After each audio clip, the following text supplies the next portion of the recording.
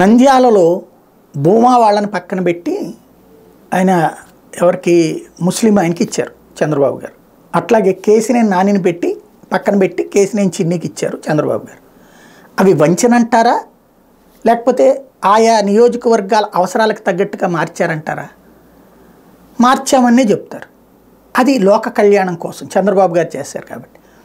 అదే జగన్మోహన్ రెడ్డి నియోజకవర్గాల్లో మార్పులు చేస్తే అది అహంకారపూరిత పోకడ, చివరికి వంచన. అంబటరాయుడు 10 రోజుల క్రితం చేరాడు. ఆయన తాజాగా నేను పార్టీ మానేస్తున్నాను, అసలు ఏ పార్టీలో ఉన్నాను, రాజకీయంగా దూరం అవుతుంది. ఎందుకు ఆయన గుంటూరు ఎంపీ అన్నటువంటిది అనుకున్నది ఖచ్చితంగా. కాకపోతే సమస్యల్లో జనంలో ఒక రాజకీయ నాయకుడిలాగా తిరగలేకపోయాడు. ఒక క్రికెటర్ని కనుక గెస్ట్గా పిలిస్తే ఎట్లుంటుందో అట్లాంటి కార్యక్రమాలు నడపగలిగాడు, కానీ జనంలోకి వెళ్ళలేకపోయాడు. అట్లాంటి వాడిని మొత్తం ఇప్పుడు ఒక ఊపు మీద ఉన్నప్పుడు అట్లా ఎవరిని పెట్టినా గెలిచేస్తారు, లైక్ నందిగం సురేష్. కానీ ఇప్పుడు టఫ్ ఫైట్ ఉన్నటువంటి సందర్భంలో ఎత్తుకు పై ఎత్తే వేయాలి. అందుకని ఆయన లావు శ్రీకృష్ణదేవరాయలు గుంటూరు నుండి చేయమంటారు. ఆయన చేస్తారు లేదన్నది ఆయన ఇష్టం. కాకపోతే ఆ స్థాయి ఒత్తిడి అనేటువంటిది ఉంటుంది. ఇప్పుడు ఈ వ్యవహారాన్ని ఎటుకు మార్చారు? వంచన.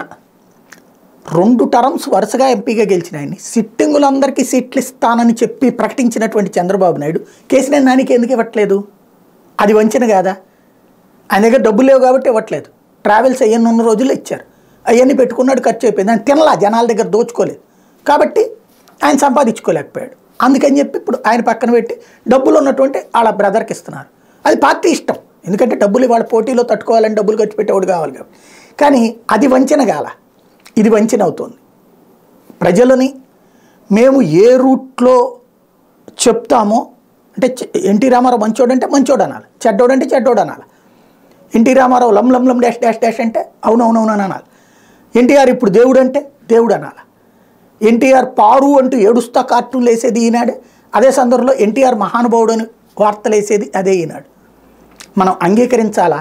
లేకపోతే కనుక మీరు రాష్ట్ర ద్రోహులు అవుతారు. ఇది ఒక విచిత్రమైనటువంటి మానసిక జాడ్యం. ఒక బూర్జువా పెట్టుబడిదారి వ్యవస్థ అంటూ కమ్యూనిస్టులు వాడే పదానికి సజీవ సాక్ష్యం అది.